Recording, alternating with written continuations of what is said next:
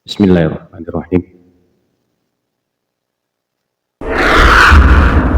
Assalamualaikum warahmatullahi wabarakatuh. Alhamdulillahirabbil alamin wassalatu wassalamu ala asrafil anbiya'i wal mursalin wa ala alihi wa ashabihi rasulillahi ajma'in.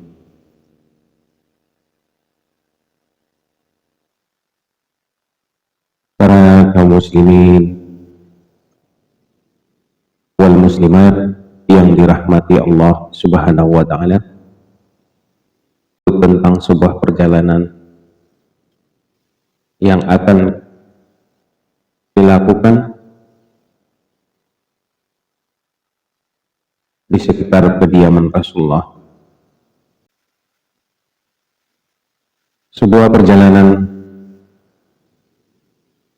menuju rumah Rasulullah Shallallahu Alaihi Wasallam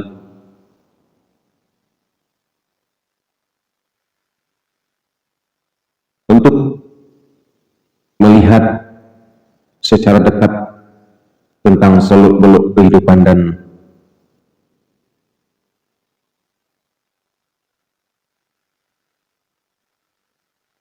kejadian yang ada pada diri Rasulullah Shallallahu Alaihi Wasallam pada masa itu, dan seperti apa keberlangsungan kehidupan beliau pada saat itu, dan tata krama pergaulan beliau yang merupakan perjalanan yang sangat kita idamkan, bahwa kita sebagai umatnya menginginkan perjalanan ini akan membawa kita kepada suatu pertemuan yang nyata, walaupun pada zaman ini dan pada saat ini beliau tidak lagi bersama-sama dengan kita.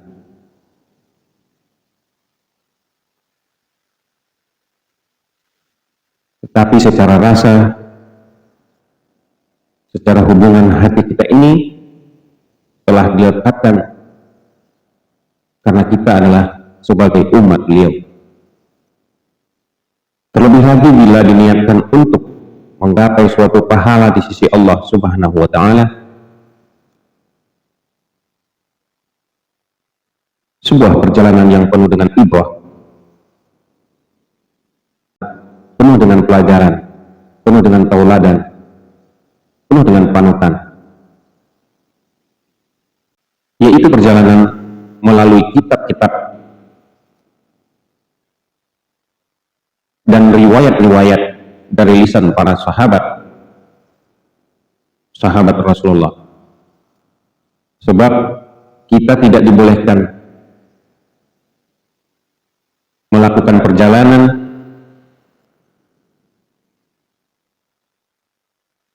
ke suatu makam atau rumah beliau, atau ke tempat-tempat lain selain ketiga masjid, sebagaimana yang disebutkan Rasulullah Shallallahu Alaihi Wasallam dalam hadisnya,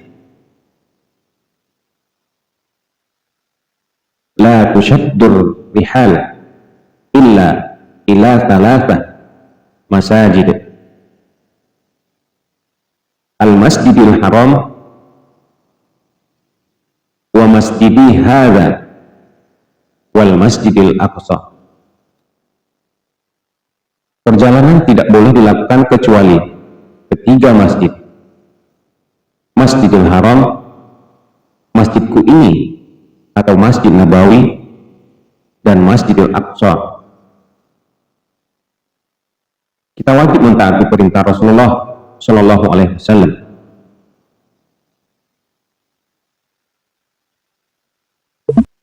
Dengan tidak mengadakan perjalanan secara khusus kecuali ketiga masjid yang telah ditentukan tersebut. Allah Subhanahu wa taala berfirman,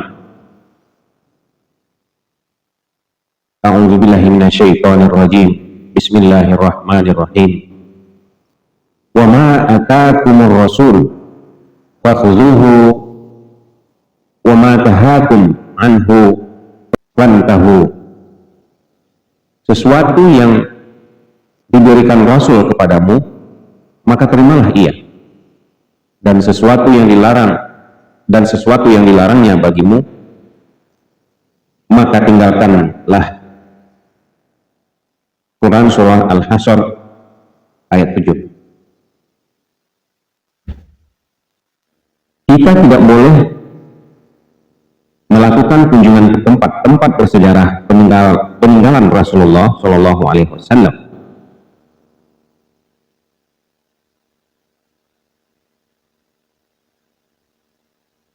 Ibnu Wadah berkata, Umar telah memerintahkan untuk menebang pohon tempat Rasulullah Shallallahu Alaihi Wasallam dibaiat, sebab orang-orang banyak mengunjungi pohon tersebut untuk sholat di sana. Umar radhiyallahu anhu khawatir mereka akan terfitnah atau tersesat, jatuh ke dalam dosa syirik. Kisah tersebut dapat dilihat dalam Sahih Al-Bukhari dan Muslim.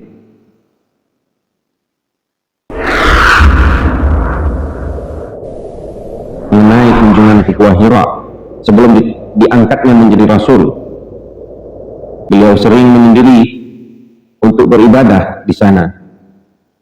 Dan di sanalah pertama kali wahyu diturunkan kepada beliau.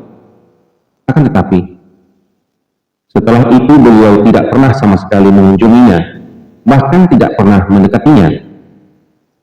Demikian pula sahabat-sahabat beliau. Rasulullah Shallallahu Alaihi Wasallam, beliau menetap di kota Mekah selama lebih kurang 10 tahun. Namun tidak pernah sekalipun beliau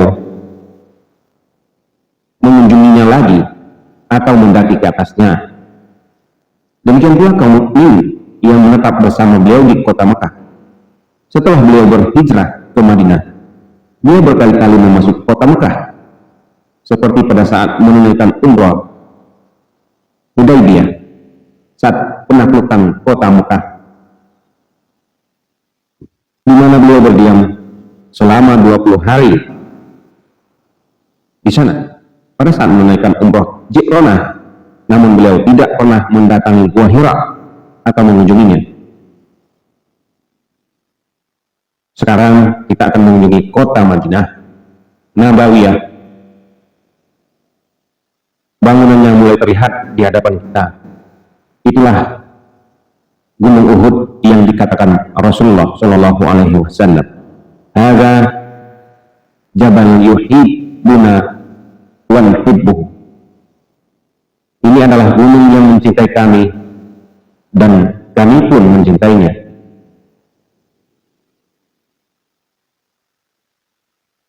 Sebelum kita melangkah lebih jauh memasuki kediaman Rasulullah Shallallahu Alaihi Wasallam, marilah kita lihat sejenak bentuk bangunannya.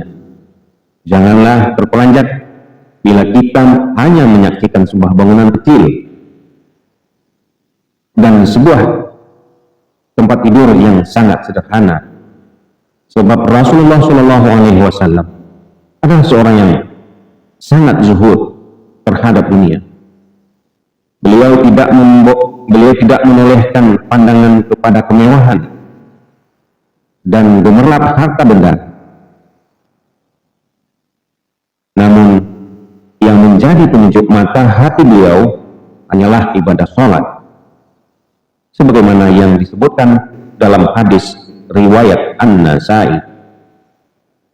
Beliau berkomentar tentang dunia sebagai berikut: Mali